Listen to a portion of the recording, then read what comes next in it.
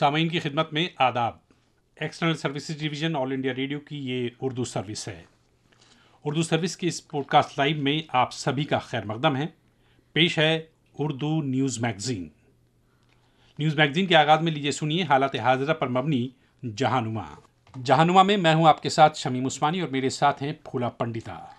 جہانما میں آج کے موضوعات اس طرح ہیں۔ پاکستان میں مہنگائی کی لہر، IMF نے کی مزید اضافے کی پیشن گوئی۔ اقوام متحدہ کی انسانی حقوق کونسل میں چین اور پاکستان کے رکن منتخب ہونے پر امریکہ نے عالمی ادارے کو بنایا تنقید کا نشانہ۔ چین کے ذریعے تبتی عوام پر ڈھائے جانے والے مظالم پر امریکی وزیر خارجہ مائک پومپیو کا اظہار ناراضگی۔ آرمی چیف جنرل نروانے نومبر میں کریں گے کاٹھمنڈو کا دورہ، نیپالی صدر کے ذریعے اعزاز سے کیے جائیں گے سرفراز۔ دنیا بھر میں کورونا سے ہونے والے اموات اور اس وبا کی دوسری لہر کے خوف سے یورپی ممالک میں پابندیاں سخت۔ آذربائیجان اور آرمینیا کے درمیان جنگ بدستور جاری۔ آذربائیجان کا آرمینیا میں ایک ہدف کو نشانہ بنانے کا اعتراف۔ اور جموں کشمیر کے شوپیاں میں سیکیورٹی فورسز کے ساتھ جھڑپ میں 2 دہشت گرد ہلاک۔ عالمی مالیاتی فنڈ IMF نے پاکستان میں رواں مالی سال کے درمیان مہنگائی میں اضافے کی پیشن گوئی کی ہے۔ روزنامہ راشٹریہ سہارا اس حوالے سے تحریر کرتا ہے کہ IMF کے مطابق رواں برس پاکستان میں مہنگائی کی شرح 10.2%، جبکہ آئندہ سال یہ شرح 8.8% ہونے کا امکان ہے۔ عالمی مالیاتی فنڈ کی طرف سے دنیا کے تمام ممالک سے متعلق ایک رپورٹ جاری کی گئی ہے، جس میں کرونا وائرس سے مشکلات کا شکار ہونے کے بعد آئندہ 5 سال تک کی معیشت کے اندازے لگائے گئے ہیں۔ IMF کی رپورٹ ایسے موقع پر سامنے آئی ہے جب پاکستان میں آٹا، دال، چینی، دودھ، انڈے، گوشت سمیت دیگر اشیاء خوردونوش کی قیمتوں میں ہوش ربا اضافہ ہوا ہے۔ IMF نے یہ بھی پیشن گوئی کی ہے کہ رواں مالی سال میں پاکستان کا کرنٹ اکاؤنٹ خسارہ 2.5% اور بے روزگاری 0.6% سے بڑھ کر 5.1% ہونے کا امکان ہے۔ حکومت پاکستان نے GDP کی شرح نمو 2.1%، افراط زر 6.5% اور کرنٹ اکاؤنٹ خسارہ 1.5% رہنے کا ہدف مقرر کیا تھا، جو IMF کے مطابق اب تک ممکن نظر نہیں آ رہا۔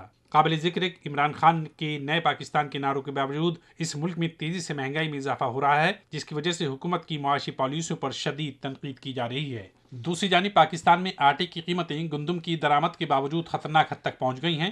فلور ملز ایسوسی ایشن کے مطابق ملک بھر میں یہ بحران گندم کی سپلائی بروقت نہ ہونے کی وجہ سے پیدا ہوا ہے، جبکہ حکومت اس کمی کا ٹھیکرا ذخیرہ اندوزوں کے سر پر پھوڑ رہی ہے۔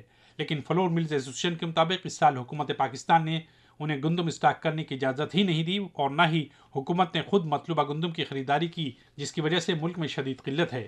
گندم کے علاوہ چاول، چینی اور دالیں بھی عام آدمی کی پہنچ سے دن بدن دور ہوتی جا رہی ہیں۔ اس وقت پاکستان کی مارکیٹ میں 15 کلو آٹے کا پیکٹ تقریباً 1100 روپے میں فروخت ہو رہا ہے۔ انسانی حقوق کے معاملے میں پاکستان کے انتہائی خراب ریکارڈ اور انسانی حقوق سے متعلق متعدد تنظیموں کی شدید مخالفت کے باوجود نہ صرف پاکستان بلکہ ایغور مسلمانوں پر بے انتہا مظالم کرنے والے ملک چین کو بھی اقوام متحدہ کی انسانی حقوق کونسل میں نشست مل گئی ہے، جو واقعی حیران کن ہے، اور اسی لیے امریکہ نے اس انتخاب پر عالمی ادارے کی شدید تنقید کی ہے۔ روزنامہ ہندوستان ٹائمز میں شائع خبر کے مطابق پاکستان اپنی نشست برقرار رکھنے اور چین، کیوبا اور روس سیٹ حاصل کرنے میں کامیاب رہے۔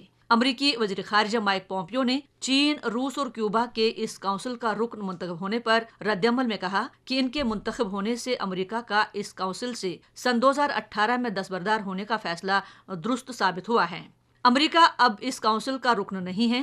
واضح ہو کہ گزشتہ ہفتے یورپ، امریکہ اور کینیڈا سے منسلک انسانی حقوق کی تنظیموں کے اتحاد نے اقوام متحدہ کے ممبران سے چین، کیوبا، پاکستان اور ازبکستان جیسے ممالک کے انتخاب کی مخالفت کرنے کا مطالبہ کیا تھا اور کہا تھا کہ انسانی حقوق سے متعلق ان ممالک کا ریکارڈ انہیں اس بات کا اہل نہیں رکھتا کہ وہ اس تنظیم کے رکن بنے۔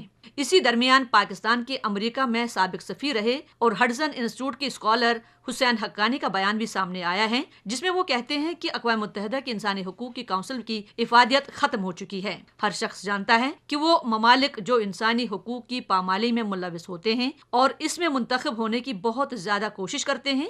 حسین حقانی نے کہا کہ جب چین جیسا ملک جو اپنی ایغور آبادی کو انسان ہی نہیں سمجھتا ہے اور کیوبا جو ایک جمود کا شکار آمریت کے طور پر پہچانا جاتا ہے، وہ بھی اس کے رکن منتخب ہو جاتے ہیں، تو ایسے میں اقوام متحدہ کے انسانی حقوق کی اس کونسل کو کوئی بھی سنجیدگی سے کیوں دیکھے گا؟ امریکی وزیر خارجہ مائک پومپیو نے چین کے ذریعے तिब्बती अवाम पर ढाए जाने वाले मजालिम पर तशवीश का इजहार किया है। अमरीकी वज़ीर ख़ारजा माइक पॉम्पियो ने बुध के रोज़ कहा कि अमरीका को चीन के ज़रिए तिब्बती अवाम पर मजालिम और चीन में तिब्बतियों की मजहबी आज़ादी और सकाफती रिवायत पर शदीद पाबंदियों पर बहुत तशवीश है। रोजनामा हिंदू इस हवाले से रकम तराज है कि बुध के रोज वाशिंगटन में एक प्रेस ब्रीफिंग के दौरान पोम्पियो ने तिब्बती मामलात के लिए असिस्टेंट सेक्रेटरी रॉबर्ट डेस्ट्रो को खुसूसी एलची मुकर्रर करने का भी ऐलान किया। इंसानी हुकूक, जमहूरियत और लेबर ब्यूरो से वाबस्ता रॉबर्ट डेस्ट्रो की तकर्री का ऐलान करते हुए माइक पॉम्पियो ने कहा कि इस तकर्री से अमेरिका की तिब्बत से मुतालिक पॉलिसी को तक़वियत मिलेगी। वाज़ेह हो कि ये ओहदा सन 2017 से खाली था और अमेरिका के कई कानून साज और मजहबी आज़ादी से मुतालिक आलिम कमीशन मुसलसल सदर ट्रंप से इस तकर्री का मुतालबा कर रहे थे। तिब्बती मामलात से मुताल्लिक़ खुसूसी एलची चीनी खित्ते में इंसानी हुकूक और तिब्बतियों की मजहबी आज़ादी और शनाख्त के तहफ़्फ़ुज़ को यकीनी बनाने के लिए हुकूमत चीन और दलाई लामा के दरमियान अहम कड़ी का काम अंजाम देता है। इसके अलावा तिब्बत से मुताल्लिक़ अहम मसाइल के तदारुक के लिए तिब्बती रहनुमाओं और आलमी माहिरीन के दरमियान रवाबित भी कायम करने की जिम्मेदारी निभाता है। इस मौके पर अमरीकी वज़ीर ख़ारजा ने तिब्बत में इंसानी हुकूक की बिगड़ती सूरत हाल, चीन में तिब्बतियों की मजहबी रसूमात पर पाबंदी और लोगों को मुकम्मल आज़ादी से महरूम रखने पर चीन की शदीद तनकीद की। चीन के साथ भारत का तनाज़ा मई से जारी है। इसी दरमियान नेपाल ने भी एक मुतनाज़ा नक्शा पास किया था, जिसके बाद भारत के साथ नेपाल के ताल्लुकात में कुछ तलखियां आ गई थीं। हालांकि इसके बाद भी हिंदुस्तान नेपाल की मदद करता रहा। अब दोनों ममालिक के माबैन ताल्लुकात बेहतर हो रहे हैं, जिसके तहत हिंदुस्तानी आर्मी चीफ MM नरवाने अगले माह नेपाल का दौरा करेंगे। रोजनामा इंडियन एक्सप्रेस की खबर के मुताबिक सरहदी तनाजे के सामने आने के बाद नेपाल में किसी भारतीय आला ओहदेदार का ये पहला दौरा होगा। नेपाल आर्मी की जानिब से जारी एक बयान में इस बात की जानकारी देते हुए बताया गया कि अगले माह भारतीय आर्मी के चीफ नेपाल का दौरा करेंगे। हालांकि इस बयान में दौरे की तारीख वाज़ेह नहीं की गई। फौज की जानिब से जारी बयान में यह भी कहा गया कि नेपाल हुकूमत ने इस दौरे की इजाज़त रवां बरस 3 फरवरी को दे दी थी, लेकिन कोरोना वबा के फैलाव के बाद दोनों ममालिक में लॉकडाउन नाफिज था, जिसकी वजह से इस दौरे में ताखीर हुई। नेपाली अफवाज के तर्जुमान ब्रिगेडियर जनरल संतोष पोडेल ने कहा कि दौरे की तारीख तय करने से मुतालिक दोनों ममालिक के अफसरान राबिते में हैं। काबिल जिक्र है कि इस दौरे के दौरान नेपाल की सदर बदियादेवी भंडारी भारतीय फौजी सरबराह को जनरल ऑफ नेपाल के एजाज से सरफराज करेंगी। दुनिया भर में कोरोना से होने वाली अमवात और कोरोना की दूसरे लहर के खौफ का साया यूरोपीय ममालिक पर भी साफ जाहिर होने लगा है। फ्रांस, बरतानिया, जर्मनी और इटली में पाबंदियां सख्त कर दी गई हैं, जबकि नीदरलैंड और चेक रिपब्लिक में हुक्काम ने फिर से जुज़वी लॉकडाउन नाफिज कर दिया है। रोजनामा हिंदुस्तान टाइम्स इस हवाले से तहरीर करता है कि बरतानिया में वायरस के फैलाव से परेशानी बढ़ रही है। वज़ीर-ए-आज़म बोरिस जॉनसन हिज़्ब इख्तिलाफ की तरफ से तनकीद की जद में हैं। बरतानवी हुकूमत ने बुध से इंग्लैंड को कोरोना केसेस की तादाद के हिसाब से रिस्क के 3 दर्जों में तकसीम कर दिया है। इस निज़ाम के तहत जिन इलाकों में केसेस ज़्यादा हैं वहाँ पाबंदियाँ ज़्यादा सख्त होंगी और जहाँ कोरोना कम है वहाँ नरमी होगी। जबकि नीदरलैंड्स में 4 हफ्तों के लिए जुज़वी लॉकडाउन नाफिज किया जा रहा है। बुध की शाम से रेस्टोरेंट, बार्स और कैफ़े बंद होंगे और सिर्फ वो कारोबार खुले होंगे जहां से लोग खाने पीने की चीजें खुदा कर ले जाएं या फिर घरों पर मंगवा लें। चेक रिपब्लिक में भी हुक्काम ने कोरोना के बढ़ते हुए केसेस की वजह से 3 हफ्तों के लिए जुज़वी लॉकडाउन का ऐलान किया है। इस दौरान स्कूल, रेस्टोरेंट, बार्स और क्लब बंद रहेंगे। अवामी मकामात पर शराब नोशी की ममानियत होगी और मास्क पहनना लाजमी होगा। यूरोप के कई शहरों में केसेस के साथ साथ अस्पतालों पर मरीजों का बोझ बढ़ गया है। फ्रांसी इत्तेदारुल हुकूमत पेरिस में हुक्काम के मुताबिक अस्पतालों की इंतहाई निगहदाश्त के यूनिटों में अगले हफ्ते से बिस्तर कम पड़ सकते हैं। फ्रांसीसी सदर एमानुएल मैक्रों ने हालिया हफ्तों में समाजी फासले से मुतालिक कई इकदामात का ऐलान किया है। तवक्को है कि इस हफ्ते हुकूमत पाबंदियां मजीद सख्त करने जा रही है। मकामी मीडिया के मुताबिक नए इकदामात में पेरिस समेत कोरोना से मुतासरा दीगर हॉटस्पॉट में शाम का कर्फ्यू नाफिज किया जा सकता है। जर्मनी में भी केसेस रोज बरोज बढ़ते जा रहे हैं। मंगल को एक दिन के दौरान 5132 नए केसेस रिकॉर्ड किए गए। अप्रैल के बाद जर्मनी में एक दिन के दौरान ये नए केसेस की सबसे ज्यादा तादाद है। जर्मन चांसलर एंगेला मेर्केल ने जर्मनी और यूरोप में सूरत हाल को तशवीशनाक करार दिया है। वबा की रोकथाम के लिए वो बुध को जर्मनी की 16 वफाकी रियासतों के मुंतखब वज़राए आला के साथ एक इजलास में शिरकत भी कर रही हैं। ख्याल है कि इसमें हालात के पेश नज़र मजीद नए ज़ाब्ते मुतारिफ कराने पर गौर होगा। इटली में एक दिन के अंदर 6000 नए केसेस सामने आने के बाद हुकूमत ने नए हिफाजती अहकाम जारी कर दिए हैं। मंगल को हुकूमत ने अवामी मकामात पर लोगों के मिलने जुलने, स्कूल, स्पोर्ट्स और रेस्टोरेंटों से मुतालिक नई हिदायत जारी की। फायरबंदी मुआहदे के बावजूद आज़रबाईजान और आर्मीनिया के दरमियान जंग बदस्तूर जारी है। इसी दरमियान आज़रबाईजान ने आर्मीनिया में एक हदफ को निशाना बनाने का दावा किया है। ہندوستان ٹائمز میں شائع خبر کے مطابق بدھ کے روز آذربائیجان نے دعویٰ کیا کہ اس نے آرمینیا میں ایک ہدف پر میزائل سے حملہ کر کے اسے تباہ کر دیا۔ دونوں ممالک نے حملے کی تصدیق کی ہے۔ 2 ہفتوں سے جاری اس جنگ میں اب تک سینکڑوں افراد مارے جا چکے ہیں۔ آرمینیا نے اس جنگ میں اپنے شدید نقصان کا اعتراف کیا، لیکن اس بات کا سختی سے انکار کیا ہے کہ اس نے آذربائیجان کی کسی شہری آبادی کو نشانہ بنایا ہے، جبکہ آذربائیجان مسلسل آرمینیا پر اس کے شہری علاقوں کو نشانہ بنا کر حملے کرنے کا الزام لگا رہا ہے۔ بہرحال تجزیہ کاروں کو خدشہ ہے کہ اگر یہ جنگ جلدی ہی ختم نہ ہوئی تو یہ خطے کے دوسرے ممالک کو بھی اپنی زد میں لے سکتی ہے۔ جموں کشمیر میں شدت پسندوں کے خلاف سیکورٹی فورسز کا آپریشن جاری ہے۔ اسی کے تحت ضلع شوپیان کے علاقے چکورا میں سیکورٹی فورسز نے کل 2 دہشت گردوں کو ہلاک کر دیا۔ روزنامہ دا ہندو میں شائع خبر کے مطابق دہشت گردوں کی ہلاکت کے بعد سے سرچ آپریشن جاری ہے۔ اس کے ساتھ ہی اس پورے علاقے کا محاصرہ کر لیا گیا ہے۔ پولیس کے مطابق سیکورٹی فورسز کو چکورا کے علاقے میں دہشت گردوں کے چھپنے کے بارے میں خبر موصول ہوئی تھی، جس کے بعد CRPF اور جموں کشمیر پولیس کے اہلکاروں نے سرچ آپریشن شروع کیا۔ تلاشی مہم کے دوران دہشت گردوں نے سیکورٹی فورسز پر فائرنگ شروع کر دی، جس کے بعد جوابی کارروائی میں 2 دہشت گرد ہلاک ہو گئے۔ مہلوک دہشت گردوں کے پاس سے ہتھیار بھی برآمد کیے گئے ہیں۔ یہ تھا حالات حاضرہ پر مبنی جہانما۔ ایکسٹرنل سروسز ڈویژن آل انڈیا ریڈیو کی اردو سروس سے ہم آپ سے مخاطب ہیں۔ اب پیش ہے آج کی بات۔ کسی بھی ملک کے نظام جمہوریت میں عدل و انصاف کی کافی اہمیت ہوتی ہے۔ اگر وہاں کے سماج میں اس کا فقدان ہو یا اس طرف خاطر خواہ توجہ نہ دی جائے تو سماج انتشار کا شکار ہونے لگتا ہے اور ملک کا استحکام متزلزل ہو جاتا ہے۔ یوں تو دنیا میں ایسے بہت سے ممالک ہیں جہاں کا نظام انصاف تسلی بخش نہیں ہے، لیکن ایسے ممالک بھی ہیں جن کی اس تعلق سے خامیاں بین الاقوامی سطح پر توجہ کا مرکز بن جاتی ہے۔ پاکستان بھی ایسا ہی ایک ملک ہے جہاں کا نظام انصاف اور خاص طور سے فوجداری نظام انصاف انتہائی خستہ حال ہے۔ حقوق انسانی کی تنظیم ایمنسٹی انٹرنیشنل کے مطابق پاکستان دنیا کے ان 56 ملکوں میں سے ایک ہے جہاں سزائے موت کے لیے قانون ہے اور اس پر عمل درآمد بھی کیا جاتا ہے۔ 2019 میں پاکستان میں دنیا میں سب سے زیادہ ایسے افراد تھے جنہیں سزائے موت سنائی گئی تھی۔ ان کی تعداد 4225 سے زیادہ تھی۔ تنظیم کے مطابق اسی سال پاکستان میں 632 سے زیادہ افراد کو سزائے موت سنائی گئی، جو کہ ایک ریکارڈ ہے۔ یہ تعداد پوری دنیا میں موت کی سزا سنائے جانے والے افراد کی کل تعداد کا 27.3% ہے۔ تعزیرات پاکستان کے تحت کم از کم 33 جرائم میں سزائے موت دی جاتی ہے، جن میں قتل، اجتماعی عصمت دری، اغوا، توہین رسالت، زناکاری، ملک سے غداری اور منشیات سے متعلق مختلف الزامات شامل ہیں۔ پاکستان میں جھوٹے الزام میں گرفتاری عام بات ہے۔ اصل مجرم تو انتظامیہ کے ساتھ ساز باز کر کے بچ جاتے ہیں، لیکن غریب افراد جن کا کوئی یار و مددگار نہیں ہوتا، انہیں سزائے موت کا سامنا کرنا پڑتا ہے یا جیلوں میں اپنی باقی زندگی گزارنی پڑتی ہے۔ پاکستان کا بلوچستان علاقہ اس تعلق سے زیادہ سرخیوں میں رہتا ہے، جہاں برسوں سے جبری گمشدگی کا سلسلہ جاری ہے۔ قانون و انصاف کی دھجیاں اڑائی جا رہی ہیں اور جب لوگ اپنے عزیزوں کے بارے میں دریافت کرتے ہیں تو انہیں بھی جیلوں میں ڈال دیا جاتا ہے۔ حقوق انسانی کے لیے کام کرنے والی تنظیموں کے اراکین کو بھی عطاب کا شکار بنایا جاتا ہے اور ان کی آوازیں دبا دی جاتی ہیں، اور معاملہ پولیس سے ہوتے ہوئے عدالت تک پہنچ بھی جاتا ہے تو انصاف کی امید نہ کے برابر ہوتی ہے۔ وکلا اور ججوں تک کو دھمکیاں دی جاتی ہیں اور ایسی کئی مثالیں موجود ہیں جب انہیں موت کے گھاٹ اتار دیا گیا ہے۔ امریکہ کے ایک ادارہ ورلڈ جسٹس پروجیکٹ کی ایک رپورٹ کے مطابق قانون کی بالادستی اور انصاف کی فراہمی کے لحاظ سے پاکستان اس وقت دنیا کے 128 ملکوں میں 118ویں مقام پر ہے۔ اس سے وہاں کے نظام انصاف کے بارے میں بخوبی اندازہ لگایا جا سکتا ہے۔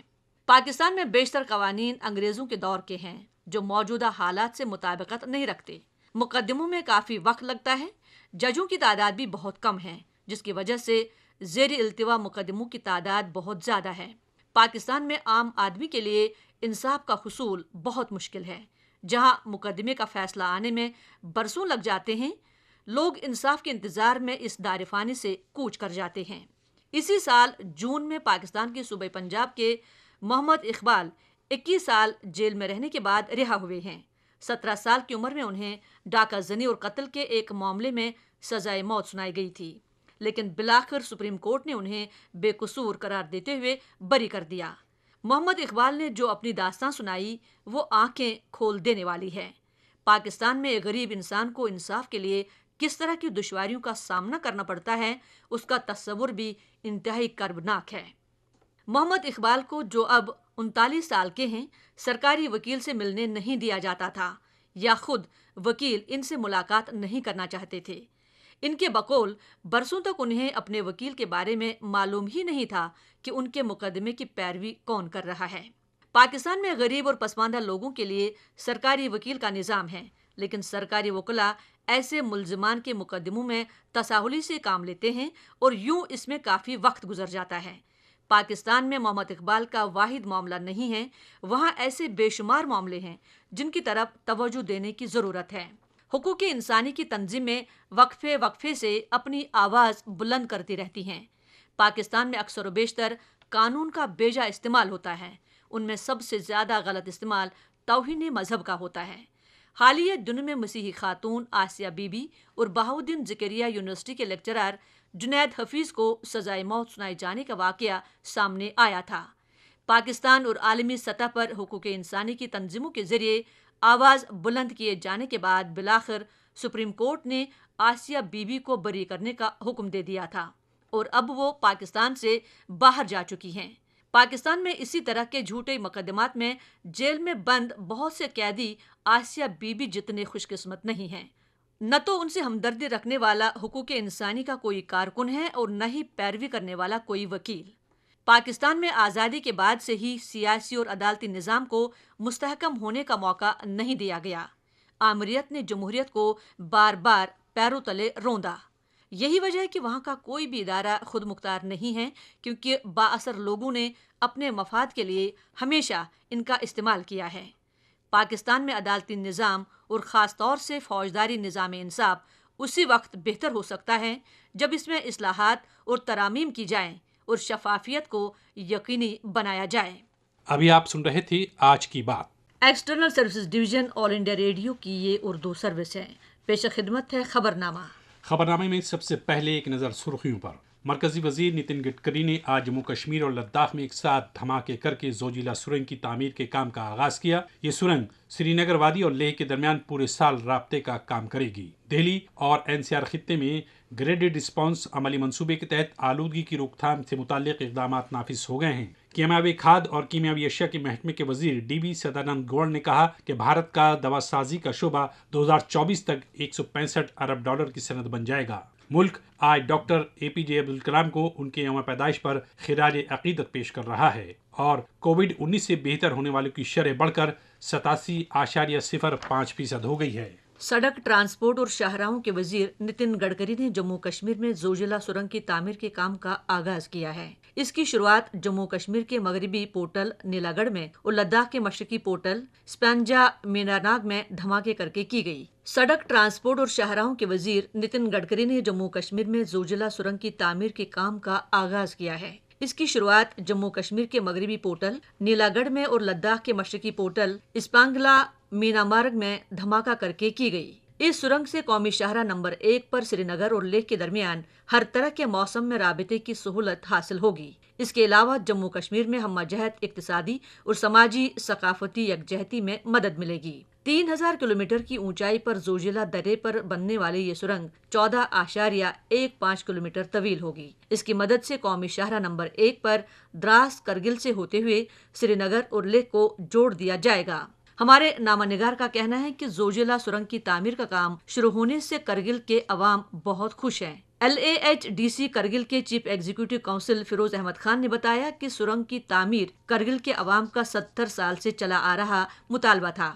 انہوں نے امید ظاہر کی کہ یہ سرنگ خطے کی ترقی اور سیاحت کو بڑھاوا دینے میں اہم کردار ادا کرے گی۔ ماحولیات کے مرکزی وزیر پرکاش جاوڈیکر نے آلودگی پر قابو پانے سے متعلق مرکزی بورڈ کی 50 ٹیموں کو دلی اور NCR کے مختلف علاقوں کے لیے روانہ کیا۔ یہ ٹیمیں نوئیڈا، غازی آباد اور میرٹھ اتر پردیش میں، ہریانہ میں گروگرام، فرید آباد، بلبھ گڑھ، جھجھر، پانی پت اور راجستھان میں بھیواڑی، الور اور بھرت پور جائیں گی۔ یہ ٹیمیں آلودگی پھیلانے والی بڑی سرگرمیوں جیسے تعمیرات کے ملبے اور کھلے علاقوں میں کوڑا کرکٹ اور صنعتی کچرے کو جلانے کے بارے میں برسر موقع سمیر ایپ کے ذریعے معلومات فراہم کریں گی۔ تیزی سے کارروائی کے لیے تمام معلومات خودکار نظام کے توسط سے متعلقہ ایجنسیوں کو مہیا کرائی جائے گی۔ اس موقع پر اظہار خیال کرتے ہوئے جناب جاوڈیکر نے کہا کہ فصلوں کے ڈنٹھل وغیرہ جلانے سے 4 سے 5% فضائی آلودگی پیدا ہوتی ہے، جبکہ باقی آلودگی کے لیے مقامی عوامل ذمہ دار ہیں۔ انہوں نے پنجاب سرکار پر زور دیا کہ وہ اس بات کو یقینی بنائے کہ فصلوں کے ڈنٹھل یا پرالی کو نہ جلایا جائے۔ اسی دوران گریڈڈ رسپانس عملی منصوبے کے تحت آلودگی کی روک تھام سے متعلق اقدامات آج سے دلی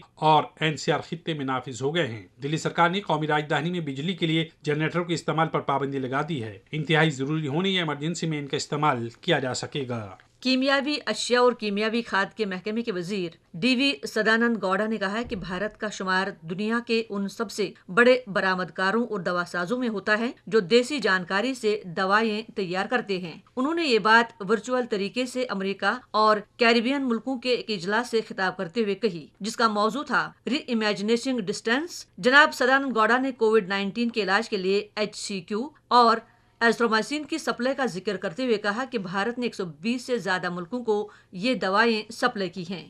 انہوں نے سرمایہ کاروں سے کہا کہ وہ بھارت میں دوا سازی کے شعبے میں اپنی فیکٹریاں لگائیں۔ جناب سدانند گوڑا نے بتایا کہ ملک کا کیمیاوی اشیاء اور دوا سازی کا شعبہ بڑھ کر $165 ارب تک ہو جائے گا اور 2025 میں اس کے $300 ارب تک پہنچ جانے کی امید ہے۔ بھارت کے 11ویں صدر بھارت رتن ڈاکٹر APJ عبدالکلام کا آج 89واں یوم پیدائش منایا جا رہا ہے۔ فلم ڈویژن ان کو خراج عقیدت پیش کرنے کے لیے آج YouTube چینل اور اپنی ویب سائٹ پر عوامی صدر کے عنوان سے انگریزی میں 52 منٹ کی ایک دستاویزی فلم پیش کرے گا۔ پنکج ویاس کی ہدایت میں بنی یہ دستاویزی فلم ڈاکٹر کلام کی زندگی اور ان کے گراں قدر کام کو وقف کی گئی ہے، جس میں بھارت کے خلائی سائنس پروگرام کی کامیابی میں میزائل مین کا اہم کردار شامل ہے۔ اس فلم کو دیکھتے ہوئے ناظرین ڈاکٹر کلام کے حب الوطنی اور سائنسی مزاج کے شدید جذبے کو محسوس کر سکتے ہیں، اور اس کے ساتھ ساتھ سبھی کو ڈاکٹر کلام کی سادگی، دانش مندی اور حکمت و دانائی سے ترغیب بھی ملتی ہے۔ یہ دستاویزی فلم ناظرین کے لیے مفت دستیاب ہے۔ آج بھارت کے 11ویں صدر ڈاکٹر APJ عبدالکلام کا 89واں یوم پیدائش منایا جا رہا ہے۔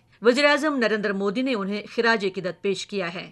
ایک ٹویٹ میں جناب مودی نے کہا کہ ملک کی ترقی کے لیے صدر اور ایک سائنسدان کی حیثیت سے ڈاکٹر کلام کی گراں قدر خدمات اور دین کو ملک کبھی فراموش نہیں کر سکتا۔ انہوں نے کہا کہ ڈاکٹر کلام کی زندگی سے لاکھوں افراد کو قوت مل رہی ہے۔ آج سرکار نے کہا ہے کہ ملک میں کووڈ-19 سے شفایاب ہونے والے افراد کی شرح بڑھ کر 87.36% تک پہنچ گئی ہے۔ گزشتہ 24 گھنٹوں کے دوران 81,000 سے زیادہ کووڈ مریض صحت یاب ہوئے ہیں۔ وزارت صحت نے بتایا ہے کہ مجموعی طور پر 63,83,000 سے زیادہ افراد شفا یاب ہو چکے ہیں۔ صحت یاب ہونے والوں کی تعداد میں مسلسل اضافے سے زیر علاج مریضوں کی تعداد میں بھی کمی آ رہی ہے اور اس وقت یہ شرح صرف 11.12% ہے۔ ملک میں اس وقت شرح اموات 1.52% ہے اور اس طرح بھارت کا شمار ان ملکوں میں ہوتا ہے جہاں کم سے کم شرح اموات ہے۔ پچھلے 24 گھنٹے میں 67,735 نئے مریضوں کے سامنے آنے کے بعد ملک میں اس بیماری میں مبتلا مریضوں کی تعداد 73 لاکھ سے زیادہ ہو گئی ہے۔ پچھلے گھنٹوں میں 600 سے اموات کے ساتھ مرنے والوں کی تعداد بڑھ کر 1,11,000 ہو گئی ہے۔